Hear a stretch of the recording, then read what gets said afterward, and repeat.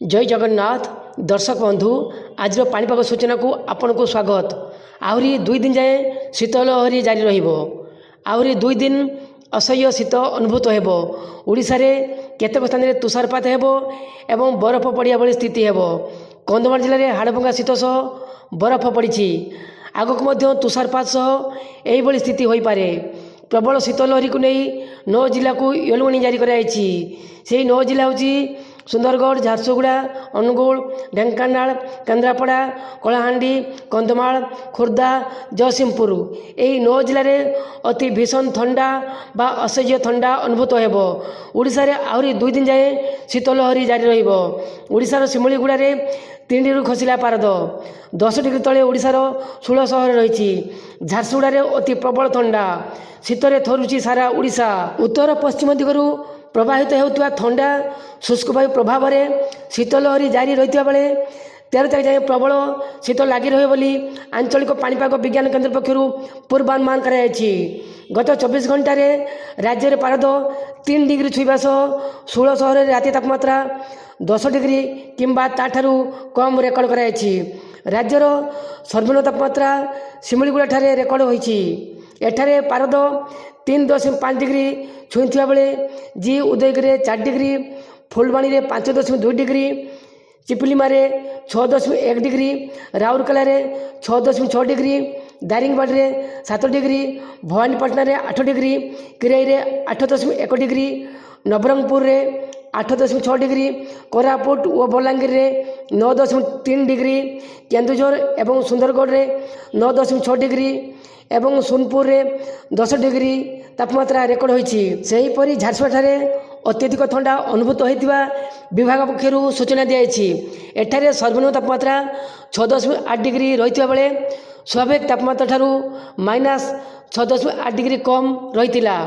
फल रे एही अंचल रे अत्यधिक ठंडा अनुभूत होइतिला। सेहीपरि अनुगुल ठारे 8 डिग्री तापमात्रा रेकर्ड हेबा सहित प्रबल ठंडा लागि रहितिला। एठारे स्वाभाविक तापमात्रा ठारू -6.2 डिग्री तापमात्रा कम रही। राउरकेला एवं कोरापुट रे घन कुहुड़ी देखा देथिबारु यातायात रे बाधा उपजिथिला। सेहीपरि फुलबाणी, भवानीपाटना एवं चांदबाल में मध्यम धरण कुहुड़ी दृश्यमान होइतिला। 13 तारीख पर्यंत सुंदरगढ़, कोरापुट रे घन कुहुड़ी नहीं येलो वार्निंग दिया जाइछि। 13 तारीख पर्यंत सुंदरगढ़ जिलार गोटे 2 स्थान एवं कोरापुट जिलार गोटे 2 स्थान घन कुहुड़ी देखा नहीं येलो वार्निंग दिया जाइछि। अपरपक्षे राजधानी भुवनेश्वर में पारद तलमुआ होबार लगी। डिसेम्बर 5 रे राजधानी रे सर्वनिम्न तापमात्रा 14 डिग्री रेकर्ड कराइथिबा बेले 6 तारीख रे 13 डिग्री, 7 रे 11.9 डिग्री, 8 तारीख रे 12.1 डिग्री, 9 तारीख रे 13.7 डिग्री, 10 तारीख रे 13 डिग्री, 11 तारीख रे 11.8 डिग्री तापमात्रा रेकर्ड होईछि। कटक में तापमात्रा ह्रास पाई बेले 11.6 डिग्री तापमात्रा रेकर्ड होईछि।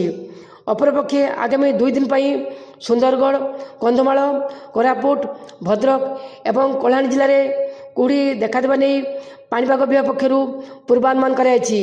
एवं सुंदरगढ़, कोरापुट जिले में घन कुहुड़ी नहीं वार्निंग जारी कराई।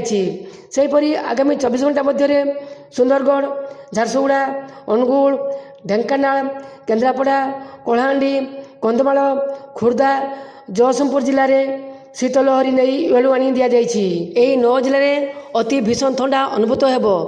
कंधमाल जिले में लगातार भाव अधिक शीत लगी रही बेले यही जिलार पहाड़ तलिया अंचल आहरी अधिक ठंडा अनुभूत होछि। विगत 5 दिन हम 5 डिग्री तले तापमात्रा रही। प्रबल शीत घन कुहुड़ी जो जनजीवन प्रभावित होछि।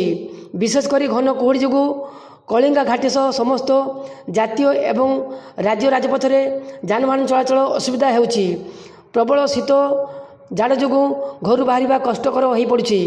संध्या हेले लोक मैंने शीत दाउरू रक्षा पाई निआं जाली सहारा नेउछंती। कंधमाल जिले में शीतर प्रकोप हठात बढ़ी जाइछि। सकाळ और अपराह्न शीत वस्त्र न पिंधिले बाहर को बाहरी हेब नहीं। गुरुवार भोर में फुलबाणी में तुषारपात होइतिबा देखिବାକୁ मिलिछि।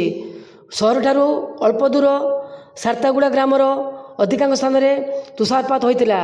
ग्रामर ଶିବ ମହାନ୍ତିଙ୍କ ଖଳାରେ ଧାନରେ ଘୋଡ଼ା ଯାଇଥିବା ପାଲ ଉପରେ ପ୍ରବଳ ତୁଷାରପାତ ହୋଇ ବରଫ ଆସ୍ତରଣ ହୋଇଥିଲା। ଏହାକୁ ନିକଟବର୍ତ୍ତୀ ଗ୍ରାମବାସୀ ଓ ସହରର ଲୋକେ ମଧ୍ୟ ଦେଖିବାକୁ ଆସିଥିଲେ। ଦେଖନ୍ତୁ, ଧାନରେ ଘୋଡ଼ା ଯାଇଥିବା ପାଲ ଉପରେ ପ୍ରବଳ ତୁଷାରପାତ ହୋଇ ବରଫ ଆସ୍ତରଣ କିଭଳି ରହିଛି। ଚଳିତ ବର୍ଷ ଶୀତରେ ପ୍ରଥମ ଥର ପାଇଁ ତୁଷାରପାତ ହୋଇ ବରଫ ଜମିଥିବାରୁ ଆଗକୁ ପର୍ଯ୍ୟଟକମାନଙ୍କ ଆଗମନ ଆହୁରି ବଢ଼ିବ ବୋଲି ଆକଳନ କରାଯାଉଛି। ସେହିପରି କନ୍ଧମାଳ ଜିଲ୍ଲାର ଦାରିଙ୍ଗବାଡ଼ିରେ ମଧ୍ୟ ତୁଷାରପାତ ହୋଇଥିବା ଜଣାପଡ଼ିଛି। ଅନ୍ୟପକ୍ଷେ ଶୀତ କନ୍ଧମାଳର ଜନଜୀବନକୁ ଅସ୍ତବ୍ୟସ୍ତ କରି ପକାଉଛି। ବୟସ୍କଙ୍କ ସମସ୍ୟା ଆହୁରି ଜଟିଳ ହୋଇପଡ଼ିଛି। ଗାଡ଼ି ଚଳାଇଲେ ମୁହଁ, ହାତ, ପାଦ କାଲୁଆ ମାରିଯାଉଛି। ଶୀତ ଆହୁରି ବୃଦ୍ଧି ପାଇବ ବୋଲି ସ୍ଥାନୀୟ ଲୋକେ ଅନୁମାନ କରୁଛନ୍ତି। ଶୀତ ସାଙ୍ଗକୁ କୁହୁଡ଼ି ପରିସ୍ଥିତିକୁ ଆହୁରି ସଙ୍ଗୀନ କରୁଛି। ସକାଳ 8ଟା ପର୍ଯ୍ୟନ୍ତ ଗାଡ଼ି ଚଳାଚଳରେ ବାଧା ଉପୁଜୁଛି। ସେପଟେ ପ୍ରାତଃଭ୍ରମଣକାରୀ ଶୀତର ଅଧିକ ମଜା ନେଉଛନ୍ତି। ଅପରାହ୍ନ 3ଟାରୁ ତାପମାତ୍ରା କମି ଭୋର ପର୍ଯ୍ୟନ୍ତ ରହୁଛି। କନ୍ଧମାଳ ଭଳି ଓଡ଼ିଶାର ଅନ୍ୟ ଜିଲ୍ଲାରେ ମଧ୍ୟ ପରିସ୍ଥିତି ସଙ୍ଗୀନ ହୋଇପଡ଼ିଛି। ପ୍ରବଳ ଶୀତ ଯୋଗୁଁ ଜନଜୀବନ ଅସ୍ତବ୍ୟସ୍ତ ହୋଇପଡ଼ିଛି। ସେହିପରି ଆଗାମୀ 18 ତାରିଖ ପର୍ଯ୍ୟନ୍ତ ରାଜ୍ୟରେ ପାଗ ଶୁଖିଲା ରହିବ। ସେଥିପାଇଁ କୌଣସି ଜିଲ୍ଲାକୁ ୱାର୍ଣ୍ଣିଂ ନାହିଁ। ସବୁ ଜିଲ୍ଲାକୁ ନୋ ୱାର୍ଣ୍ଣିଂ ଜାରି କରାଯାଇଛି। ମତ୍ସ୍ୟଜୀବୀମାନଙ୍କ ଲାଗି ମଧ୍ୟ କୌଣସି ଚେତାବନୀ ନାହିଁ। ଏବେ ତାପମାତ୍ରା ତାଲିକା ଦେଖାଉଛୁ। ଦେଖନ୍ତୁ ତାଲିକା, କେଉଁଠି କେତେ ତାପମାତ୍ରା ଥିଲା। ନାଲି ରଙ୍ଗ ସଂଖ୍ୟା ସର୍ବୋଚ୍ଚ ତାପମାତ୍ରା ଏବଂ ନୀଳ ରଙ୍ଗ ସଂଖ୍ୟା ସର୍ବନିମ୍ନ ତାପମାତ୍ରା। ଏହା ଥିଲା ଆଜିର ପାଣିପାଗ ସୂଚନା। ଆମ ଭିଡ଼ିଓ କେମିତି ଲାଗିଲା କମେଣ୍ଟରେ ଲେଖନ୍ତୁ।